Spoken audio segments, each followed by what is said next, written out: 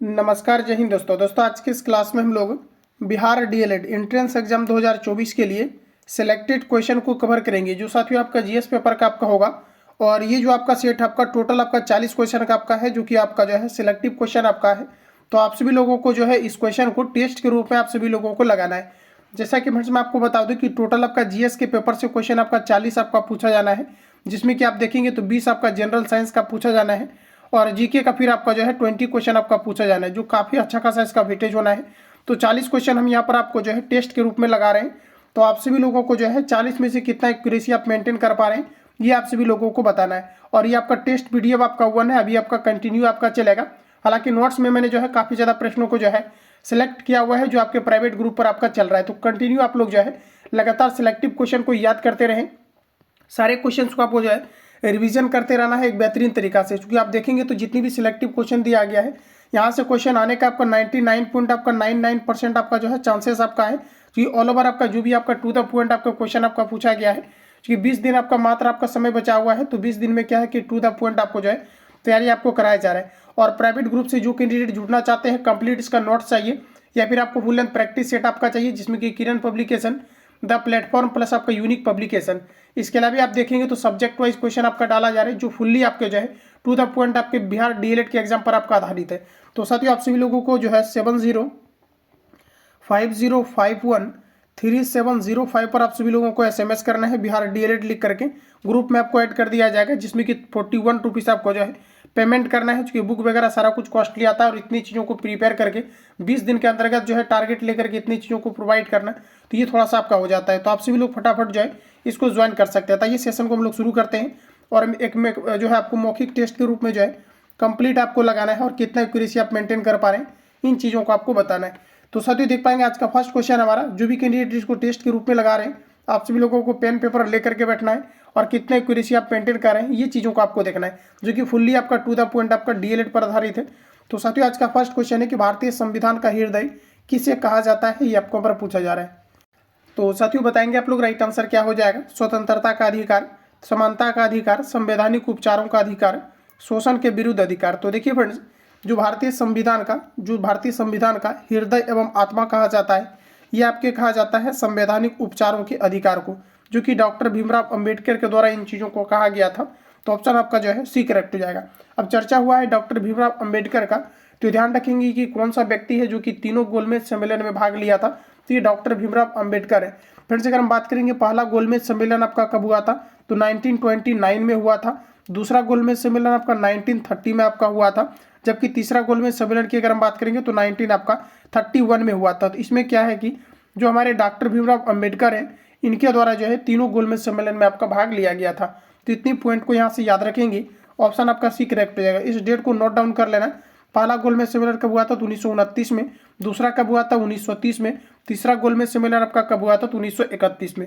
इतने पॉइंट को यहाँ से आप लोग याद रखेंगे। अगला क्वेश्चन है नेक्स्ट साथियों, कहा जा रहा है कि इंपीरियल बैंक किस बैंक का पुराना नाम था। Must VVI question, very important. बताइएगा आप लोग कि इंपीरियल बैंक किस बैंक का पुराना नाम था, इन चीज़ों के बारे में बताना है। तो फ्रेंड्स आप देखेंगे तो एसबीआई जो हमारा है, स्टेट बैंक ऑफ इंडिया, जो कि भारत का सबसे ज़्यादा शाखा वाला बैंक है और सबसे बड़ा बैंक भी है। तो साथियों आप देखेंगे तो एसबीआई को स्टेट बैंक ऑफ इंडिया ना कह करके पहले जो है क्या है कि इंपीरियल बैंक ऑफ इंडिया कहा जाता था। तो यहाँ पर देखेंगे तो हमारा राइट आंसर हो जाएगा स्टेट बैंक ऑफ इंडिया। तो ऑप्शन हमारा बी करेक्ट हो जाएगा। आरबीआई से रिलेटेड क्वेश्चन आपका आता है, तो ध्यान रखेंगे आरबीआई जिसे हम लोग कहते हैं रिजर्व बैंक ऑफ इंडिया। साथियों अगर हम बात करेंगे आरबीआई की स्थापना कब किया गया था, तो 1935 में आरबीआई की स्थापना किया गया था। जबकि आरबीआई का जो राष्ट्रीयकरण किया गया था, नेशनलाइजेशन किया गया था, ये आपका 1949 में आपका किया गया था। आरबीआई को बैंकों का बैंक भी कहा जाता है। किसी बैंक का ऋण का निर्धारण आरबीआई के द्वारा किया जाता है। तो इतने पॉइंट को याद रखेंगे, ऑप्शन आपका बी करेक्ट हो जाएगा। आगे बढ़ते फ्रेंड्स, अगला क्वेश्चन हमारा नेक्स्ट में दिया गया है। प्रश्न में हमारा कहा जा रहा है कि कालिदास किस काल के कवि थे, ये आपको हमारा पूछा जा रहा है। तो बताइएगा आप लोग राइट आंसर क्या हो जाएगा। 2 से आपको 3 सेकंड का आपको टाइम लेना है, आप सभी लोगों को क्वेश्चन अटेम्प्ट लेना है। तो फ्रेंड्स अगर देखा जाए कालिदास किस काल के कवि थे, तो साथियों याद रखेंगे कालिदास गुप्त काल के कवि थे। ऑप्शन आपका सी करेक्ट हो जाएगा। रिपीट कर लेना, कालिदास किस काल के कवि थे, गुप्त काल के थे। ऑप्शन हमारा सी करेक्ट हो जाएगा। अगला क्वेश्चन है साथियों, नेक्स्ट हमारा दिया गया है, प्रश्न है कि महाबलेश्वर मंदिर का निर्माण किस वंश के शासकों ने करवाया था। देखिए फ्रेंड्स, महाबलेश्वर मंदिर का निर्माण किस वंश के शासकों ने करवाया था, ये आपको बार पूछा जा रहा है। तो ये देखिए साथियों, आपका जो है ऑप्शन सामने दिया गया है, पहले आप लोग अटेम्प्ट लीजिए। तो देखेंगे तो आप महाबलेश्वर मंदिर का जो निर्माण है ये पल्लव वंश के द्वारा कराया गया था। ऑप्शन आपका डी करेक्ट हो जाएगा। महाबलेश्वर मंदिर का निर्माण किनके द्वारा कराया गया था, तो पल्लव वंश के आपका द्वारा कराया गया था। सिलेक्टिव क्वेश्चन इसलिए रिपीट करना काफ़ी ज़्यादा जरूरी है ताकि 20 दिन के अंतर्गत आपको प्रॉपर में सभी चीज़ें माइंड में जो है फिट किया जा सके। तो ऑप्शन हमारा डी करेक्ट हो जाएगा। इसके बाद आपका रीजनिंग का क्लास आपका आ रहा है, तो आप सभी लोग इसको अटेम्प्ट लेना। अगला क्वेश्चन है साथियों, कहा जा रहा है कि जो है आपका सिनेगॉग किस धर्म का बोला जा रहा है कि आराधना स्थल है। सिनेगॉग किस धर्म का आराधना स्थल है, ये आपको पर पूछा जा रहा है। तो देखिए साथियों, सिनेगॉग जो है ये यहूदी का है, ध्यान रखेंगे किसका है, यहूदी का है। ऑप्शन आपका यहाँ पर ए करेक्ट हो जाएगा। आगे बढ़ते हैं फ्रेंड्स, अगला क्वेश्चन हमारा दिया गया है, नेक्स्ट में कहा जा रहा है कि सोयाबीन का सबसे बड़ा उत्पादक देश कौन है। फ्रेंड्स, कहा जा रहा है कि सोयाबीन का सबसे बड़ा उत्पादक देश कौन सा है। इन सभी क्वेश्चन को मैंने ऑलरेडी आपको कवर करा दिया है जब आपका जो है प्रोटीन का स्रोत वाला क्वेश्चन आया था। तो लगभग आप देखेंगे तो मैंने जितनी भी फैक्ट आपको कवर कराया है उसी से क्वेश्चन आपका डेफिनेटली अब हर एक सेट में आपको मिलना जो है शुरू हो गया है। तो डेफिनेटली आप सभी लोग जो है बेहतर तरीका से प्रिपेयर रहिए और जो भी मैं आपको फैक्ट कवर कराता हूँ ध्यानपूर्वक इसको आपको सुनना है। तो फ्रेंड्स, कहा जा रहा है कि सोयाबीन का सबसे बड़ा उत्पादक देश कौन सा है, ये आपको पर पूछा जा रहा है। तो ये आपका राइट आंसर हो जाएगा। देश पूछा जा रहा है, अगर राज्य पूछा जाएगा तो फिर आपका हो जाएगा मध्य प्रदेश, लेकिन हमें पूछा जा रहा है देश। तो देश में आप देखेंगे तो संयुक्त राज्य आपका अमेरिका हो जाएगा। ऑप्शन आपका सी करेक्ट हो जाएगा। फ्रेंड्स, अगर हम बात करेंगे प्रोटीन का सबसे अच्छा स्रोत कौन सा है, तो आपका हो जाएगा सोयाबीन। दूसरे नंबर पर कौन सा आता है, तो मशरूम का आपका दाल आता है, जो कि प्रोटीन का सबसे अच्छा आपका स्रोत है। तो फ्रेंड्स, हमारा ऑप्शन सी करेक्ट हो जाएगा। इतने पॉइंट को यहाँ से ध्यान रखेंगे। आगे बढ़िए, अगला क्वेश्चन हमारा नेक्स्ट में दिया गया है। अच्छा, अगर हम बात करेंगे कि प्रोटीन की कमी के कारण से कौन सी बीमारी होती है, तो प्रोटीन की कमी के कारण से अगर छोटे बच्चों में बीमारी होती है तो इसे हम लोग कहते हैं क्वाशियोरकर, जबकि बड़े व्यक्ति में अगर ये बीमारी प्रोटीन की कमी के कारण से होता है इसे हम लोग कहते हैं मेरस्मस। तो इस पॉइंट को आप लोग ध्यान रखेंगे। आगे बढ़िए साथियों, अगला क्वेश्चन दिया गया है, हरित क्रांति का सबसे ज़्यादा प्रभाव किस फसल पर पड़ा। वेरी इंपॉर्टेंट क्वेश्चन, ये डेफिनेटली क्वेश्चन आपका जो है आ सकता है। 100% मैं गारंटी नहीं लेता हूँ, लेकिन ये आप क्वेश्चन देखेंगे तो बराबर आपका रिपीट हुआ है और यही सब क्वेश्चन आपके आने के चांसेस है। मैंने आपको शुरू में ही बता दिया है कि क्वेश्चन जो भी आपका सिलेक्ट किया गया है टू द पॉइंट आपका सिलेक्ट किया गया है, जो डेफिनेटली आपके एग्जाम्स में फंस सकता है। तो आप सभी लोग डेफिनेटली अच्छे तरीके से इसको जो है प्रिपेयर रखिए और पूरा क्वेश्चन को आपको रट जाना है। अगला क्वेश्चन है साथियों कि हरित क्रांति का सबसे ज़्यादा प्रभाव किस फसल पर पड़ा, ये आपको पर पूछा है। ऑप्शन आपके सामने है, चावल, गेहूं, तिलहन, दाल। तो साथियों यहाँ पर अगर देखेंगे तो आपका जो राइट आंसर हो जाएगा गेहूं के क्षेत्र पर जो है ज़्यादा प्रभाव देखने को मिला। ऑप्शन आपका बी करेक्ट हो जाएगा। कई बार क्वेश्चन आपके आता है निम्न में से किस पर जो है हरित क्रांति के फलस्वरूप जो है प्रभाव नहीं था, तो ऑप्शन में आपको दिया रहता है चावल, ऑप्शन में दिया रहता है गेहूं, ऑप्शन में दिया रहता है तिलहन, ऑप्शन में दिया रहता है दाल। तो ध्यान रखिएगा आप लोग, गेहूं पर जो है ज़्यादातर प्रभाव देखने को आपको मिला था। तो ऑप्शन आपका यहाँ पर बी करेक्ट हो जाएगा। वही साथियों, अगर हम बात करेंगे हरित क्रांति का जनक किसे कहा जाता है, तो नॉर्मन बोरलॉग को कहा जाता है, जो कि अमेरिका के रहने वाले निवासी थे। इसके अलावा अगर हम बात करें भारत में हरित क्रांति का जनक किसे कहा जाता है, तो साथियों याद रखेंगे अगर भारत के बारे में पूछा जाता है तो MS स्वामीनाथन को जाना जाता है। अब देखिए क्वेश्चन क्या पूछा जाता है, क्वेश्चन में आपको डायरेक्टली पूछा जाता है हरित क्रांति का जनक किसे कहा जाता है, तो MS स्वामीनाथन नहीं लगाना है, लगाना है आपको नॉर्मन बोरलॉग। अगर आपको ये पूछा जाता है भारत में हरित क्रांति का जनक किसे कहा जाता है, भारत अगर मेंशन करके पूछा जाता है डायरेक्टली आपको, तो ही आपको लगाना है MS स्वामीनाथन। यहाँ पर कई बार क्वेश्चन आपका एरर हुआ है, आप देखेंगे तो बिहार जो है B.Ed के अंतर्गत भी ये क्वेश्चन आपका छपा था, इसमें काफ़ी ज़्यादा कन्फ्यूजन भी होता है। तो ध्यान रखेंगे भारत अगर चर्चा करेगा तब आपको MS स्वामीनाथन लगाना है, नहीं तो आपको डायरेक्टली जो है नॉर्मन बोरलॉग आपको लगाना है, जो कि अमेरिका के रहने वाले थे। तो फ्रेंड्स यहाँ पर अगर देखेंगे तो ऑप्शन हमारा यहाँ पर बी करेक्ट हो जाएगा। आगे बढ़िए दोस्तों, अगला क्वेश्चन हमारा नेक्स्ट में दिया गया है। प्रश्न में कहा जा रहा है कि इंकलाब जिंदाबाद का नारा किसने दिया था, ये आपको पर पूछा जा रहा है। बताइएगा आप लोग राइट आंसर क्या हो जाएगा। इंकलाब जिंदाबाद का नारा जो है ये किनके द्वारा साथियों दिया गया था, ये आपको पर पूछा जा रहा है। तो ये आपका दिया गया था भगत सिंह के द्वारा। इंकलाब जिंदाबाद का नारा किनके द्वारा दिया गया था, तो ये भगत सिंह के द्वारा दिया गया था। ऑप्शन आपका यहाँ पर सी करेक्ट हो जाएगा। अगला क्वेश्चन बनाइएगा आप लोग। प्रश्न फ्रेंड्स कहा जा रहा है यहाँ पर आपका कि भारत में न्यायिक सेवा का जन्मदाता किसे कहा जाता है। भारत में न्यायिक सेवा का जन्मदाता किसे कहा जाता है। Warren Hastings, Lord William Bentinck, Lord Ripon, Lord Curzon. बताइएगा राइट आंसर आपका क्या हो जाएगा। तो साथियों देखेंगे तो ये आपका जो है लॉर्ड हेस्टिंग को कहा जाता है। ध्यान रखिएगा साथियों कि भारत में न्यायिक सेवा का जन्मदाता किसे कहा जाता है, ये आपके वारेन हेस्टिंग्स को कहा जाता है। अगला क्वेश्चन साथियों नेक्स्ट हमारा दिया गया है, प्रश्न है कि क्षेत्रफल की दृष्टि से विश्व का सबसे बड़ा स्वतंत्र देश कौन सा है। क्षेत्रफल की दृष्टि से विश्व का सबसे बड़ा स्वतंत्र देश कौन सा है, ये आपको हमारा पूछा जा रहा है। तो ये हमारा राइट आंसर हो जाएगा रूस। ध्यान रखेंगे कौन सा हो जाएगा, रूस। जबकि भारत में अगर हम बात करेंगे कौन सा राज्य है जो कि क्षेत्रफल की दृष्टि से सबसे बड़ा राज्य है, तो साथियों याद रखेंगे ये आपका हो जाएगा राजस्थान। कौन सा हो जाएगा, राजस्थान हो जाएगा। राजस्थान की चर्चा है तो आप ध्यान रखेंगे राजस्थान के अंतर्गत रावत भाटा परमाणु संयंत्र है। राजस्थान के जो है राजस्थान में जो है खेतड़ी नामक एक जगह है जहाँ पर कि तांबा का उत्पादन सबसे अधिक मात्रा में किया जाता है। पिंक सिटी किसे कहा जाता है, तो ये राजस्थान की कैपिटल जयपुर को कहा जाता है। हवा महल कहाँ पर है, तो ये भी आपके राजस्थान की कैपिटल जयपुर के अंतर्गत है।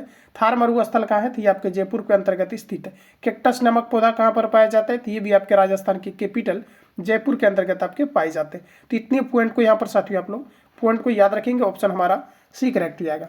अगला क्वेश्चन है फ्रेंड्स नेक्स्ट हमारा दिया गया है, गुट निरपेक्ष आंदोलन का पहला सम्मेलन 1961 में कहाँ हुआ था, ये आपको बार पूछा जा रहा है। गुट निरपेक्ष का आंदोलन यानी गुट निरपेक्ष आंदोलन का पहला सम्मेलन 1961 में कहाँ पर हुआ था, ये आपको पर पूछा जा रहा है। सबसे पहले तो डेट याद रखिए, गुट निरपेक्ष का जो पहला सम्मेलन हुआ था 1961 में हुआ था। फ्रेंड्स अगर हम बात करेंगे ये कहाँ पर हुआ था, तो ये आपका बेलग्रेड में हुआ था। ऑप्शन आपका ए करेक्ट हो जाएगा। अगला क्वेश्चन बढ़िए आगे देखिए, नेक्स्ट हमारा दिया गया है। अगला क्वेश्चन में हमारा बोला जा रहा है कि मैन ऑफ बोला जा रहा है कि डिस्टेनी किसे कहा जाता है, ये आपको पर बताना है। मैन ऑफ डिस्टेनी किसे कहा जाता है, हिटलर, नेपोलियन, मेजिनी और दिया गया है कि ट्रॉट्स्की। तो देखिए फ्रेंड्स अगर हम बात करेंगे कि मैन ऑफ जो है डिस्टोनी किसे कहा जाता है, डिस्टेनी किसे कहा जाता है, तो ये आपके कहा जाता है नेपोलियन को। ऑप्शन आपका बी करेक्ट हो जाएगा। आगे बढ़ते हैं, अगला क्वेश्चन हमारा नेक्स्ट में दिया गया है। प्रश्न में कहा जा रहा है कि आंध्र प्रदेश का गठन किस वर्ष हुआ। आंध्र प्रदेश का गठन किस वर्ष हुआ, तो साथियों आप देखेंगे तो तेलंगाना जो हमारा है ये आपका जो है 29वां राज्य बना था जो कि आंध्र प्रदेश से आपका अलग हुआ था। अगर आपको ये पूछा जाता है कि भाषा के आधार पर सर्वप्रथम किस राज्य का गठन हुआ था, तो ये आपके आंध्र प्रदेश का ही आपका हुआ था। इंपोर्टेंट फैक्ट है, याद रखेंगे। तो साथियों बोला जा रहा है कि आंध्र प्रदेश का गठन किस वर्ष हुआ था, ये आपका पर पूछा जा रहा है। तो ये आपके 1953 में हुआ था। ध्यान रखेंगे 1950 आपके 3 में हुआ था। ऑप्शन आपका ए करेक्ट हो जाएगा। अगला क्वेश्चन हमारा नेक्स्ट दिया गया है, भारत के प्रथम मुस्लिम राष्ट्रपति कौन थे। इंपोर्टेंट है, भारत के प्रथम मुस्लिम राष्ट्रपति कौन थे, ये आपको हमारा पूछा जा रहा है। तो भारत का प्रथम राष्ट्रपति साथियों मुस्लिम डॉक्टर जाकिर हुसैन थे, जिनकी की कार्यकाल के दौरान ही जो है मृत्यु हो गई थी। तो प्रश्न में हमारा पूछा जाता है कि निम्न में से कौन है जिनकी की मृत्यु कार्यकाल के दौरान हो गया था। तो ध्यान रखिएगा डॉक्टर जाकिर हुसैन है और ये भारत के जो है पहले मुस्लिम राष्ट्रपति हुआ करते थे। ऑप्शन हमारा बी करेक्ट हो जाएगा। आगे बढ़िए, अगला क्वेश्चन हमारा नेक्स्ट में दिया गया है। बोला जा रहा है कि शिकारी देवी अभ्यारण्य किस राज्य में है। Very important question, note down कर लेना। और वैसे इसका पीडीएफ आपको कंप्लीटली आपको मिल जाता है ग्रुप पर, तो ग्रुप पर आप लोग ऐड हो जाना। कंप्लीटली आपको रिवीजन आपको करते रहना है, टू द पॉइंट आपको साथियों। समय काफ़ी ज़्यादा आपके पास कम बचा हुआ है, तो 7050513705 पर आप सभी लोगों को मैसेज करना है। तो फ्रेंड्स बोला जा रहा है कि शिकारी देवी अभ्यारण्य किस राज्य में है, ये आपको यहाँ पर पूछा जा रहा है। शिकारी देवी अभ्यारण्य की अगर बात किया जाए तो ये आपका यहाँ पर हो जाएगा हिमाचल प्रदेश। जब तक मैं क्वेश्चन 2 बार रीड करता हूँ आप सभी लोगों को अटेम्प्ट ले लेना है। तो फ्रेंड्स आप देखेंगे तो हिमाचल प्रदेश हमारा राइट आंसर हो जाएगा। आगे बढ़ते हैं, अगला क्वेश्चन हमारा नेक्स्ट में दिया गया है। प्रश्न फ्रेंड्स कहा जा रहा है कि स्पीड पोस्ट सेवा की शुरुआत किस वर्ष हुई। स्पीड पोस्ट सेवा की जो शुरुआत है ये किस वर्ष हुई थी, ये आपको पर पूछा जा रहा है। काफ़ी जगहों पर इस प्रकार के क्वेश्चन आपको नहीं कराए जा रहे होंगे, क्योंकि उतना सिलेक्ट करके क्वेश्चन आपको कोई प्रोवाइड आपको करेगा नहीं। क्योंकि आप देखेंगे तो उतना बुक को पास में रख करके उतना क्वेश्चन को सिलेक्ट करना जो बार बार आपका रिपीट किया गया हो, इन चीज़ों को करना काफ़ी ज़्यादा डिफिकल्ट है।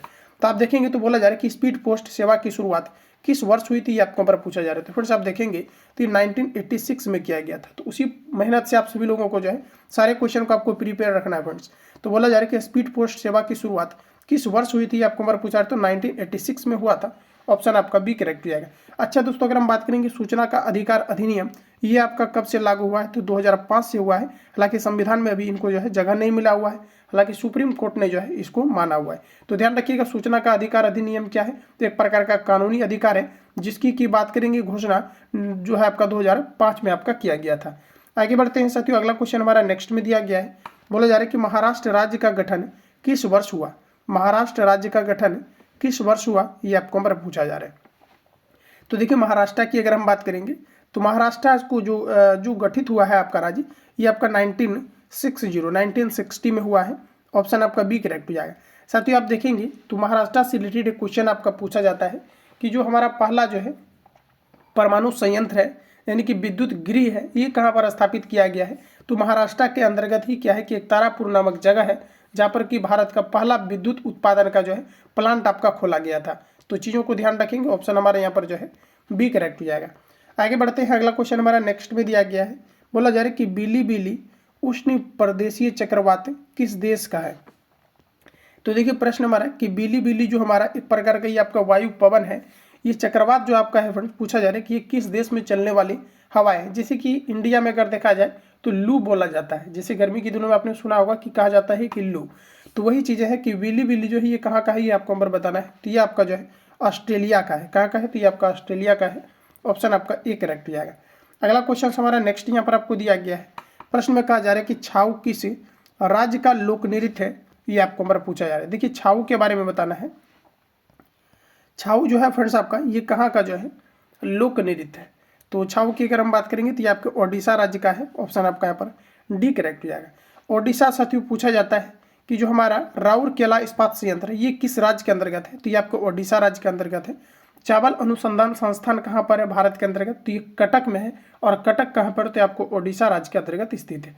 अगर आपको ये पूछा जाता है कि जो है हमारा महानदी, पूछा जाता है हीराकुंड परियोजना किस नदी पर स्थित है? तो ये आपके महानदी पर स्थित है। और ये भी कहाँ है? तो ओडिशा राज्य के अंतर्गत आपका स्थित है। तो इतने पॉइंट को याद रखेंगे, ऑप्शन आपको यहाँ पर डी करेक्ट हो जाएगा। अगला क्वेश्चन है साथियों नेक्स्ट हमारा दिया गया है, चांदी का सबसे बड़ा उत्पादक देश कौन सा है? इंपोर्टेंट है, दक्षिण अफ्रीका, संयुक्त राज्य अमेरिका, मैक्सिको, ओडिशा।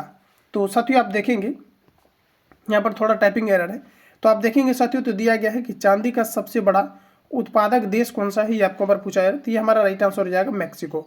अच्छा साथियों, अगर हम बात करेंगे चांदी जो हमारा है इसका सिंबल क्या है? तो ये आपका होता है Ag, जिसे हम लोग सिल्वर कहते हैं। और विद्युत का सबसे जो अच्छा सुचालक होता है ये आपके चांदी होते हैं। तो ऑप्शन हमारा सी करेक्ट हो जाएगा, पॉइंट याद रखेंगे। अगला क्वेश्चन हमारा नेक्स्ट में दिया गया है कि राज्यपाल को शपथ ग्रहण कौन करवाता है? जो हमारे देश में राज्यपाल होते हैं, राज्यपाल एक से दो राज्य के भी हो सकते हैं। तो आप ध्यान रखेंगे एक ही व्यक्ति दो राज्य के जो है राज्यपाल बन सकते हैं। तो दिया गया है कि राज्यपाल को शपथ कौन दिलाता है, ये आपको नंबर पूछा जा रहा है। ऑप्शन आपके सामने दिया गया है। तो साथियों देखेंगे तो राज्यपाल को जो शपथ दिलाया जाता है उच्च न्यायालय के मुख्य न्यायाधीश के द्वारा दिलाया जाता है। तो ऑप्शन आपका यहाँ पर सी करेक्ट हो जाएगा। देखिए पूछा जाता है कि जो हमारे देश के अंतर्गत जो अलग अलग स्टेट में हमारे सीएम मुख्यमंत्री होते हैं, इनकी नियुक्ति किसके द्वारा किया जाता है? तो राज्यपाल के द्वारा किया जाता है। राज्यपाल की नियुक्ति जो किया जाता है ये उच्च न्यायालय के मुख्य न्यायाधीश के द्वारा किया जाता है, राष्ट्रपति के सिफारिश पर। ऑप्शन आपका डी करेक्ट हो जाएगा। प्राइम मिनिस्टर यानी प्रधानमंत्री की नियुक्ति किनके द्वारा किया जाता है? तो ये आपका राष्ट्रपति के द्वारा किया जाता है। तो इतने पॉइंट को याद रखेंगे। राष्ट्रपति भारत के पहले जो है नागरिक माने जाते हैं। अगर आपको ये पूछा जाता है कि भारत में अभी तक जो है राष्ट्रपति शासन कितनी बार लागू हुआ है, तो टोटल आपका 3 बार हुआ है। साथियों अगर हम बात करेंगे कब कब हुआ है, तो ध्यान रखेंगे 1961 में जब भारत और चाइना का युद्ध हुआ था उस टाइम हुआ था। इसके अलावा आपका 1971 में हुआ था जब भारत और पाकिस्तान का युद्ध हुआ था। और 1975 में हुआ था इंदिरा गांधी के शासनकाल में आंतरिक अशांति के कारण से। तो अभी तक 3 बार आपका लगा है। इन सभी पॉइंट को आप लोग याद रखेंगे। जो भी रिलेटेड आपका है, जो पूछे जाने की पॉसिबिलिटी है, वो सभी मैं आपको फैक्ट आपको कवर करा रहा हूँ, तो ध्यानपूर्वक आपको नोट डाउन करना है। अगला क्वेश्चन साथियों नेक्स्ट हमारा दिया गया है कि भारत में सर्वप्रथम नगर निगम की स्थापना कहाँ हुआ था, ये आपको पर पूछा जा रहा है। Very important question. नगर निगम की स्थापना जो है भारत के अंतर्गत सर्वप्रथम कहाँ पर हुआ था? तो फ्रेंड्स ये आपका जो है मद्रास में हुआ था। कहाँ पर हुआ था आपका? तो मद्रास में हुआ था। ऑप्शन आपका ए करेक्ट हो जाएगा। अगला क्वेश्चन हमारा नेक्स्ट में दिया गया है, बोला जा रहा है कि दाब का मात्रक है। दाब का क्या मात्रक है ये आपको बार बताना है। तो दाब का जो एसआई मात्रक होता है ये आपका होता है पास्कल। क्या होता है आपका? पास्कल होता है, जिसे हम लोग न्यूटन पर मीटर स्क्वायर भी बोलते हैं। तो ध्यान रखिएगा, आपका हो जाएगा राइट आंसर पास्कल। बंद द्रव पर किसी भी भाग पर डाला गया दाब समान रूप से संचरित होता है, जिसे हम लोग कहते हैं पास्कल। फॉर एग्जाम्पल के लिए ये आपका एक प्लास्टिक आपका है, सपोज दैट इसमें आप कुछ भी भर दें या फिर इसमें जो है बैलून ले सकते हैं आप, इसमें हवा भर देंगे, किसी भी सतह पर अगर आप दाब लगाएंगे तो चारों दिशाओं में समान रूप से प्रभावित होता है, उतना ही जो है आपका प्रेशर काम करता है, जिसे हम लोग कहते हैं पास्कल का नियम। तो ऑप्शन आपका यहाँ पर बी करेक्ट हो जाएगा, ध्यान रखेंगे।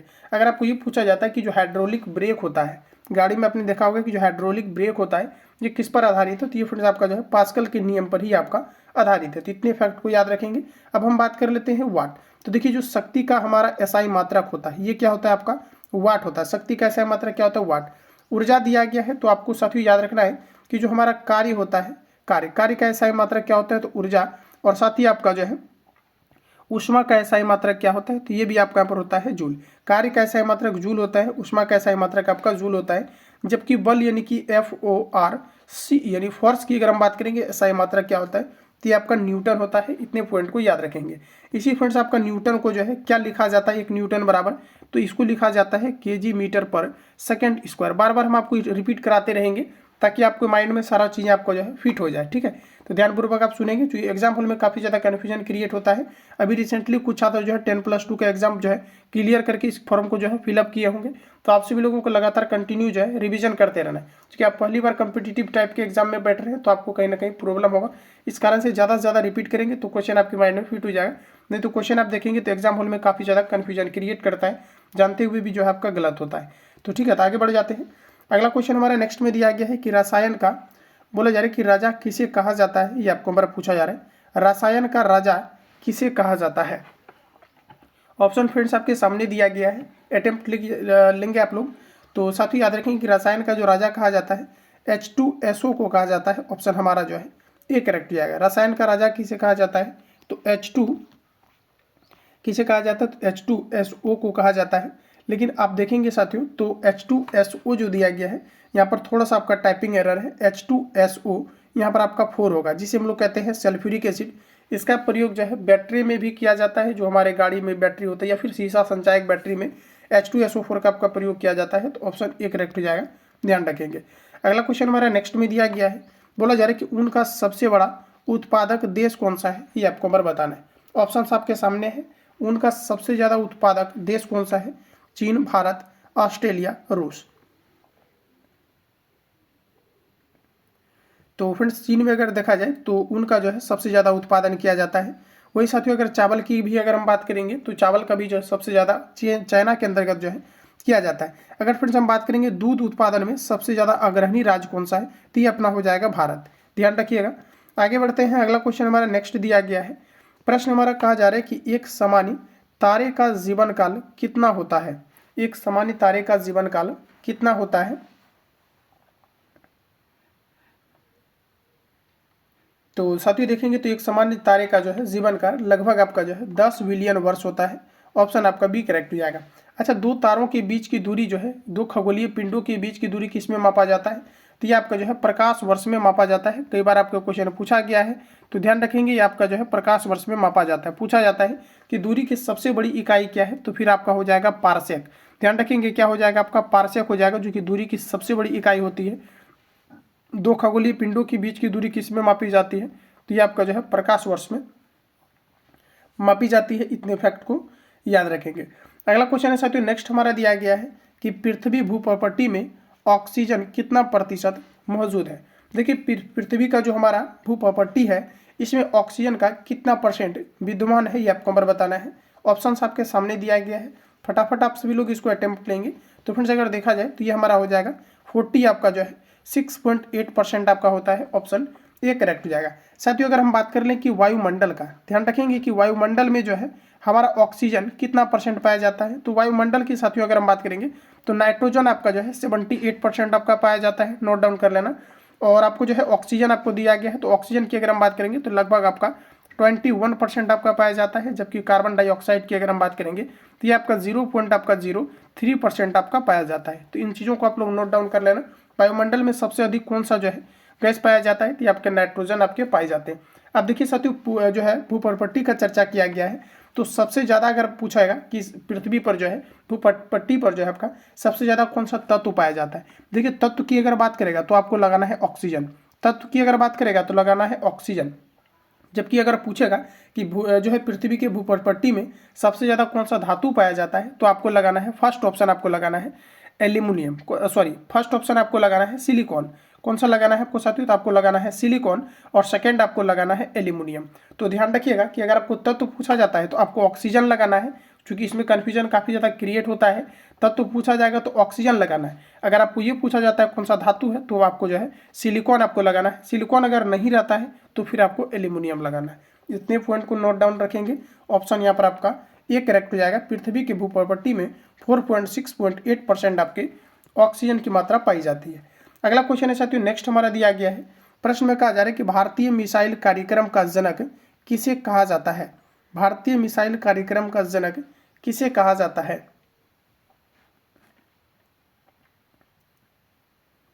तो साथियों हमारा राइट आंसर हो जाएगा डॉक्टर एपीजे अब्दुल कलाम को कहा जाता है। ऑप्शन बी करेक्ट हो जाएगा। ध्यान रखिएगा मिसाइल मैन के रूप में किसे जाना जाता है, तो ये भी जो है आपका डॉक्टर एपीजे अब्दुल कलाम को जो है जाना जाता है। ऑप्शन बी करेक्ट हो जाएगा। अगला क्वेश्चन हमारा नेक्स्ट में दिया गया है। प्रश्न है कि दूध का सबसे बड़ा उत्पादक देश कौन सा है। मैंने फैक्ट में आपको कवर कराया है, अब आप सभी लोगों को खुद से इस क्वेश्चन को अटेम्प्ट लेना है। तो साथियों मैंने दूध से रिलेटेड आपको बताया कि भारत जो हमारा है, इसलिए यहाँ पर देखेंगे तो दूध का सबसे ज़्यादा जो है ऑल ओवर वर्ल्ड में उत्पादन आपका किया जाता है। तो प्रोड्यूसर में अगर देखा जाए तो भारत आपका पहले नंबर पर आ जाएगा मिल्क के मामले में। अगला क्वेश्चन हमारा नेक्स्ट में दिया गया है। प्रश्न हमारा कि भारत का सबसे बड़ी सॉफ्टवेयर कंपनी कौन सी है। वेरी इंपॉर्टेंट, भारत की सबसे बड़ी सॉफ्टवेयर कंपनी कौन सी है ये आपको नंबर बताना है। तो साथियों आपको दिया गया है इनको जो है आपका इंफोसिस दिया गया है, विप्रो दिया गया है, टाटा जो है आपका कंसल्टेंसी आपको दिया गया है, इनमें से कोई नहीं। तो फ्रेंड्स अगर हम बात करेंगे कि भारत का सबसे बड़ा सॉफ्टवेयर कंपनी कौन सा है तो आपका हो जाएगा इंफोसिस। ऑप्शन आपका यहाँ पर ए करेक्ट हो जाएगा। आगे बढ़ते हैं साथियों, अगला क्वेश्चन हमारा नेक्स्ट में दिया गया है। प्रश्न की सूर्य तथा पृथ्वी के बीच न्यूनतम दूरी कब होती है, यानी कि सूर्य जो है पृथ्वी के निकटतम कब होती है ये आपको पर पूछा जा रहा है। तो ये आपके जो है 3 जनवरी को होती है। ऑप्शन आपका बी करेक्ट हो जाएगा। कब होती है तो 3 जनवरी को होती है। ऑप्शन आपका बी करेक्ट हो जाएगा। अगला क्वेश्चन हमारा नेक्स्ट में दिया गया है। बोला जा रहा है कि ट्रांजिस्टर का आविष्कार किस वर्ष हुआ। ट्रांजिस्टर का आविष्कार किस वर्ष किया गया था।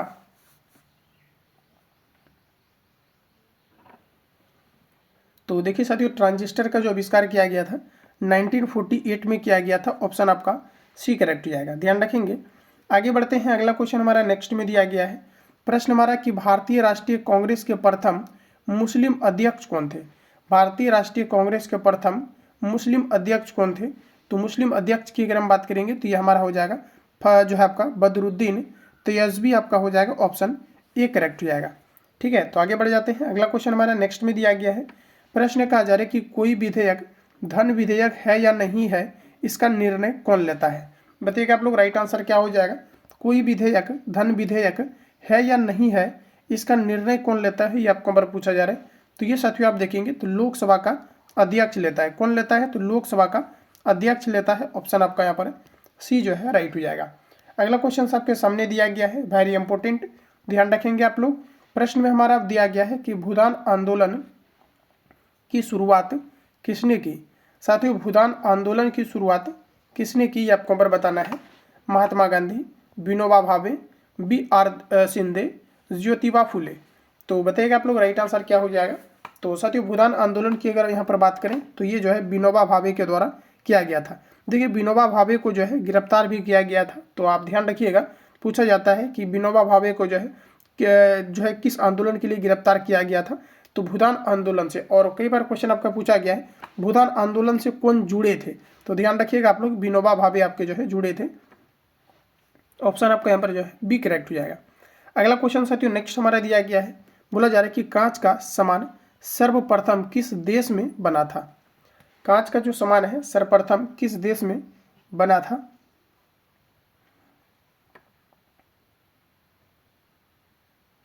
तो देखिए कांच का जो है सामान सर्वप्रथम चाइना के अंतर्गत बना था। ऑप्शन आपका बी करेक्ट हो जाएगा। मैक्सिमम में आप देखेंगे तो चाइना ही आपका फर्स्ट नंबर पर आता है। अगर क्वेश्चन मिलेगा, अगर नहीं आएगा तो आप सभी लोगों को लगा देना है। और लास्ट में जो आपका इनमें से सभी लिखा हुआ रहता है, अगर क्वेश्चन नहीं भी आता है आपको तो इनमें से सभी वाला आपको लगा करके और एग्जाम हॉल से आपको आना है। तो फ्रेंड्स आप देखेंगे तो दिया गया है कि शरीर का मास्टर ग्रंथि किसे कहा जाता है, ये आपको नंबर पूछा जा रहा है। अच्छा, मास्टर ग्रंथि की अगर हम बात करेंगे साथियों तो ये आपका कहा जाता है पिट्यूटरी ग्लैंड को, यानी कि पिट्यूटरी जो ग्रंथि होता है इसे मास्टर ग्रंथि कहा जाता है। यही ग्रंथि जो हमारे बॉडीज को मुख्य रूप से जो है सभी ग्रंथि को कंट्रोल करता है। अन्य जो हमारे बॉडी के अंतर्गत ग्रंथि पाए जाते हैं इन सभी को कंट्रोल करने का काम पिट्यूटरी ग्लैंड के द्वारा किया जाता है।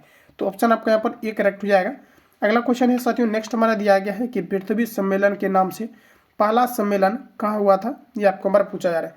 पृथ्वी सम्मेलन के नाम से पहला सम्मेलन कहाँ हुआ था, ये आपको नंबर बताना है। तो पहला सम्मेलन जो हुआ था रियो डी जेनेरियो में हुआ था। कहाँ पर हुआ था? रियो डी जेनेरियो में पृथ्वी सम्मेलन जो है पहला आपका हुआ था। अगला क्वेश्चन हमारा नेक्स्ट दिया गया है, प्रश्न की ऑस्ट्रेलिया की राजधानी कहाँ है? ऑस्ट्रेलिया की राजधानी कहाँ है? Burn, Brussels, Vienna, Canberra.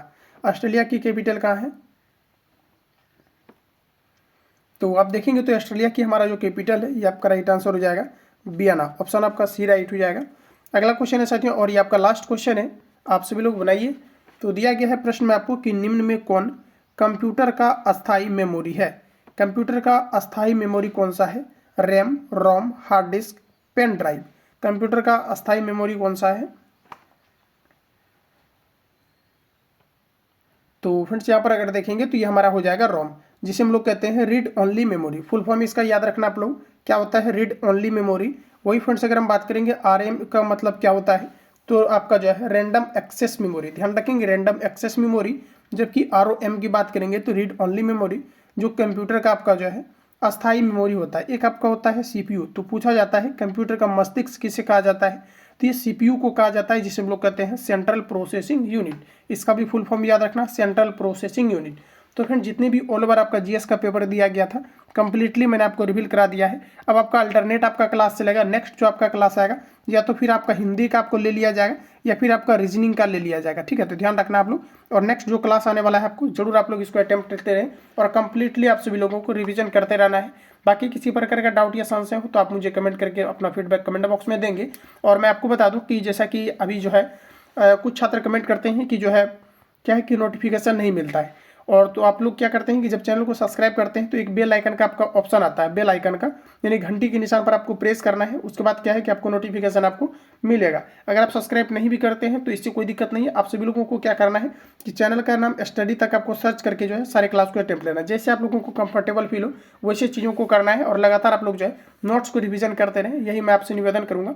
बाकी किसी प्रकार के डाउट या संशय हो तो आप लोग जो है मुझे कमेंट बॉक्स में अपना फीडबैक दे। वीडियो को ज़्यादा से ज़्यादा आप लोग शेयर करें क्लास को। मिलते हैं नेक्स्ट सेशन में, तब तक के लिए जय हिंद, बेस्ट ऑफ लक।